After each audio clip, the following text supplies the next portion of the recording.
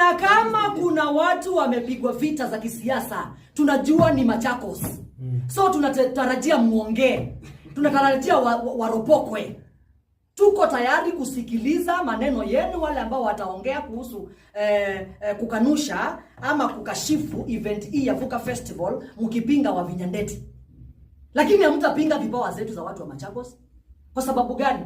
Kama mama yuko tayari kwa sababu ya kumsaidia mtu pale mlemavu wa rekodi, ametengeneza studio hapa Machakos mtu asaidike. Wewe ni nani ambaye haujafanya chochote katika Machakos, haujafanya chochote hata constituency yako, haujafanya chochote kwa sababu ya kusaidia kipawa cha mtu aliye katika area ya kwako. Na mama akifanya, unakuja kufanya mambo ya unaanza kuropokwa kule nje.